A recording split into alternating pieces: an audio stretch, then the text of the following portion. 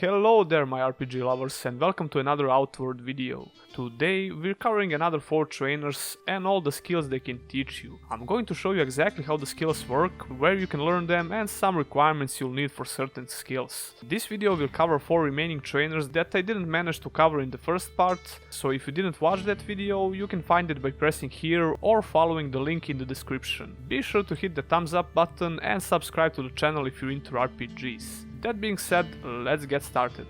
The first trainer we're gonna cover today is the Philosopher. He's got some chakram skills for you, a strong breakthrough point for every mana user and a couple of interesting spells. He's located in Monsoon by the monk trainer that I covered in the last video. Let's start with pre-breakthrough skills that everyone can learn with a bit of silver. Chakram Pierce is the low cooldown skill that you'll be able to use as one of your main attacks with this offhand weapon with the possibility of hitting the enemy twice. It will require the discipline boon like most of the spells from the Philosopher. The easiest way to get the discipline boon is to spend 50 silver and learn focus skill from the monk, which will give you the discipline boon when used. The second active skill from the Philosopher is Sigil of Fire. If you miss the chance to learn the sigil from the first watcher for free when you unlock your mana, here's your chance again. It will cast a fire circle on the ground, which will make some of your other spells more effective when cast within the circle. For example, you can use Spark and you'll cast a fireball. The next skill from the Philosopher will also behave differently if casted within the Sigil of Fire. By itself, Mana Ward will make you immune to damage for a very short period of time, but when casted within the Sigil of Fire, it will give you Immolate, a buff that will increase your fire damage by 30%, but you'll also take 0.3 fire damage per second.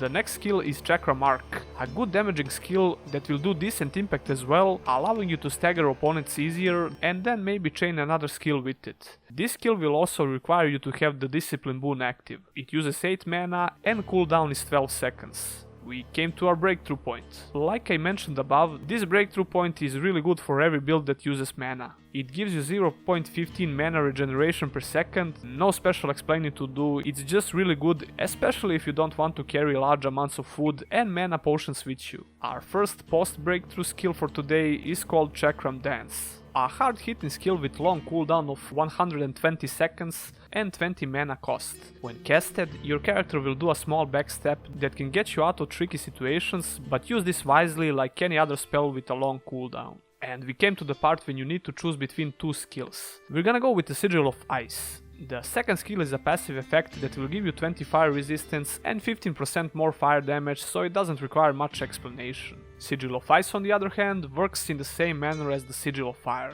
You can combine it with different spells for different effects. For example, if you cast Mana Ward within it, you'll create a Frost AoE explosion. In order to be casted, you'll need to have Cold Stones with you. This will cover all the skills from the Philosopher Trainer, now let's move on. The next trainer we're gonna showcase is the Mercenary. He can be found in Levant and he'll teach you some really interesting skills for another offhand weapon, and that's the pistol. The first pre-breakthrough skill, by no specific order, is Shatter Bullet. High impact shot that will apply pain effect on your target. It requires you to have iron scraps in your inventory and you'll need to use shoot/reload skill in order to fire it. You can simply load your pistol with this skill and use it later in combat.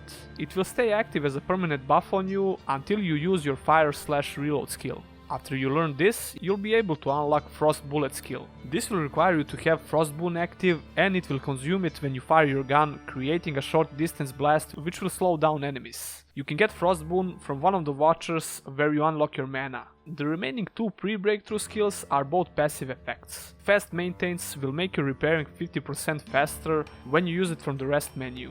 Armor Training skill will reduce the penalties from wearing armor by 50%, and it's one of those passive skills that you'll want to learn on all of your characters. The breakthrough point will give you 10% more movement speed. It's a no-brainer really, more speed is always useful. And this goes really well with our first post-breakthrough skill, Marathoner, which will reduce the stamina cost when sprinting by whooping 40%. This alone will allow you to traverse the map without losing your stamina that much like before. And now for the part when we need to choose between 2 post-breakthrough skills. I'll show you how Blood Bullet works first, then we'll come back and take the Shield Infusion skill. Blood Bullet works a bit differently than other bullet skills when you use it on the enemy. It will instantly heal you and load your pistol with a shot that will do DK damage when you fire your gun. This skill is one of the few skills that will actually heal your character. Now let's go back and pick up the Shield Infusion. This skill needs to be timed and you'll have to block an elemental attack, then after that your next block will do an elemental explosion. Shield users should definitely consider this skill. It will consume 5 stamina and the cooldown is 60 seconds. That will conclude the mercenary skills, now let's move on. The third trainer for today is probably one of the favorites according to lots of comments I got on previous videos. Cabal Hermit or the Shaman will be able to teach you some interesting magic skills. We're starting off with the first pre-breakthrough skill called Reveal Soul. By itself, it's not particularly interesting, it will only show you the soul of a dead humanoid, but we can combine the skill with other skills to get some really interesting effects. More on that when we actually get to those skills. Call to Elements is the skill that will give you different buffs depending on your location. Now I can't claim for sure that I figured out this skill fully, but for example if you're in Hollow Marsh, casting this will give you a resistance to lightning. But if you move into some cave, you'll get improved physical damage buff. It's a really interesting skill and I advise you to experiment a bit with it, so you can find all the effects for yourself. The next skill we can learn is called Mana Push. And again, by itself this spell is nothing special, it will do no damage, but it has high impact. I'll show you the effect with a stronger spell just in a second. The last pre-breakthrough skill is a passive effect. Weather Tolerance will improve your hot and cold weather defense by 8 and your decay resistance by 5. The breakthrough point will make your every boon skill more effective. Now we gotta choose between two strong skills, Sigil of Wind or Infuse Wind. For now we're gonna go with the Sigil of Wind and see what we can do with it. Sigil of Wind will create a green circle on the ground, which will have different effects on certain spells. Casting Mana Push while standing near or within the circle will now send a bolt of energy which will do massive impact damage. The strongest effect that you can get with this sigil, and probably one of the hardest hitting spells in the game, is by casting the last skill we can learn from this trainer, and that's Conjure. You will cast a lightning AoE effect within the circle that will do massive damage to everyone near it.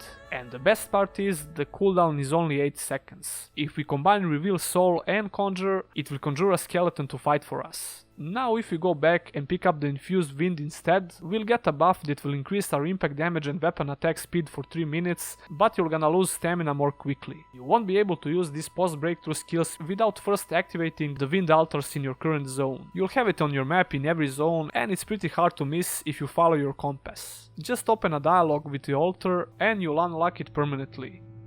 And that should pretty much cover all the skills from the Hermit. Rune Sage is the only trainer I didn't mention in these two videos, but if you followed me for a bit, you already know that I got a full video dedicated only for this trainer and it's called Rune Mage Guide. I'll have it linked here and you can also find it in the description. I thought maybe to cut a bit of that video and merge it with this one, but I decided not to do that and it wouldn't feel right. The only trainers I didn't cover in these two videos are weapon skill trainers, but I got it planned for another video that should come out soon as well. That should be all for this second part and I hope you got a clear idea of how the skills work. Don't forget to press the thumbs up button and be sure to subscribe. This channel is based around RPGs and I'm covering Outward in depth. I must give special thanks to my patrons. Thanks a lot for supporting this channel in the long run, and if you as well want to see this channel grow, consider checking out my Patreon page, all the links are in the description. See ya in the next one.